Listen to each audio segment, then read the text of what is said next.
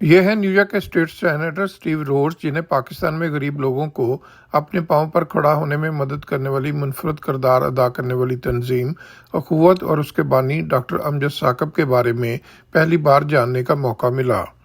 Steve Rhodes اخوت اور doctor امجد ثاقب کے کردار سے اتنا متاثر ہوئے کہ انہوں نے کہا کہ ہم نیویارک سٹیٹ میں عوام کی فلاح و بہبود کے لیے سینکڑوں ملین ڈالرز کے فنڈز کو اتنی اچھی طرح مینیج نہیں کر پاتے کہ جیسے ڈاکٹر امجد ثاقب اخوت کے پلیٹ فارم سے خدمات انجام دے رہے ہیں۔ And I can tell you, as a member of the New York State Senate, that the state of New York spends $855 million in the drop of a hat. And I can tell you that $855 million is not as well spent as the money that Akhwat has given to the folks that are borrowing that money to lift themselves up. That is money very well spent. Long island New York میں اخوت foundation کے لیے fund raising dinner کے اہتمام میں Pakistani American community کی اہم شخصیات میاں مشتاق جاوید، سعید حسن، ڈاکٹر نعمان مفتی، ڈاکٹر عبدالمجید، سعود انصاری، ریحان جاوید نے خصوصی کردار ادا کیا۔ تقریب میں مزاحیہ شاعری کے حوالے سے اپنی منفرد پہچان رکھنے والے ڈاکٹر خالد مسعود خان نے بھی خصوصی شرکت کی۔ ڈاکٹر امجد ثاقب کا ویڈیو لنک سے خطاب کے ذریعے کہنا تھا کہ ہارورڈ سے لے کر آکسفورڈ یونیورسٹی تک سب حیران ہیں کہ یہ کیسی تنظیم ہے کہ جس سے قرض لینے والے 100% قرض واپس ہی نہیں کرتے بلکہ دوسروں کی مدد کرنے والے بھی بن جاتے ہیں۔ بڑی دنیا میں اگر کوئی ہمارا دوست نہیں ہے تو ہم غریب ہیں۔ اخوت نے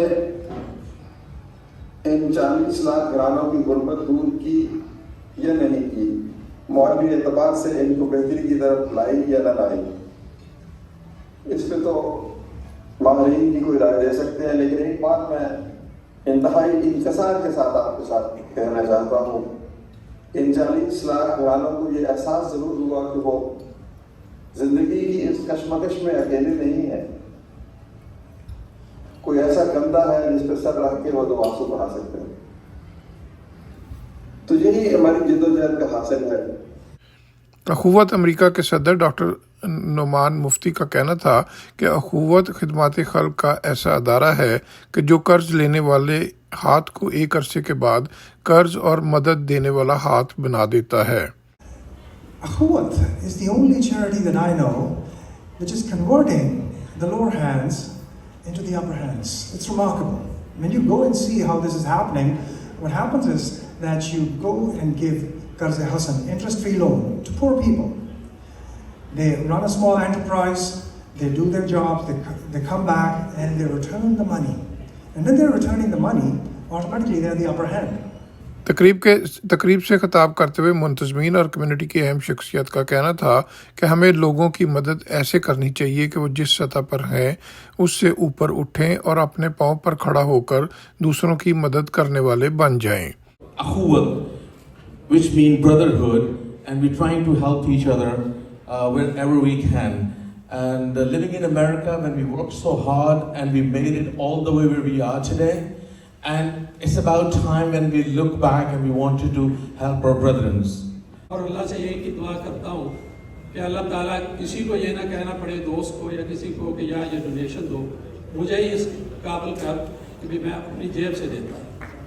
اور اس کے لیے میں ایک دعا کرتا ہوں جو مجھے بڑی فیسینیٹ بھی کرتی ہے کہ میں اللہ تعالیٰ سے کبھی یہ میں نے نہیں کہا کہ مجھے اتنا دے اتنا دے، میں ایک دعا ریگولر کرتا ہوں کہ اللہ تعالیٰ میری زکوٰۃ جو ہے نا وہ ملینز میں کر دے۔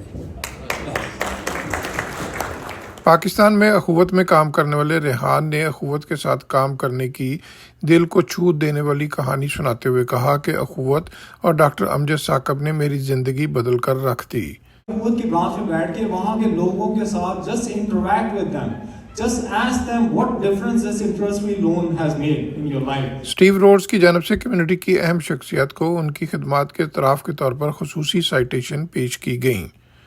آخر میں شاعر خالد مسعود خان نے اخوت کی خدمات کو خراج تحسین پیش کرتے ہوئے اپنے کلام سے محفل میں موجود ہر چہرے پر مسکراہٹیں بکھیر دیں۔ محسن ظہیر، چینل 5، نیو یارک۔ پڑھتے ہیں دیواروں پر محبوب ہو آپ کے قدموں میں، بیوی آپ کے قدموں میں ہو، یہ کوئی کب لکھوائے گا؟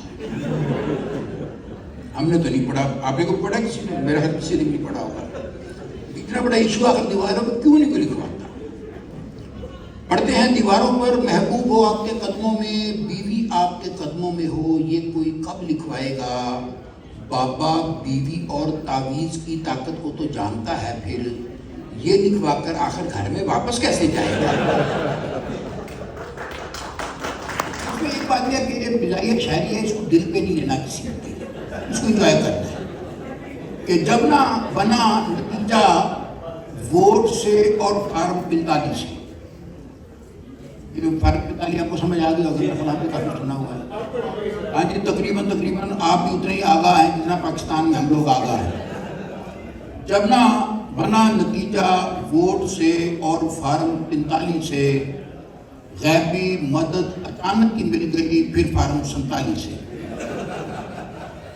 جب نہ بنا نتیجہ ووٹ سے اور فارم 45 سے، غیبی مدد اچانک کی مل گئی پھر فارم 47 سے، بابا جی سے پوچھا ایک ہی ہویا تو وہ یوں بولے، وہی ہوا جو ہوتا آیا 1947 سے۔ Don't forget to like, comment and subscribe.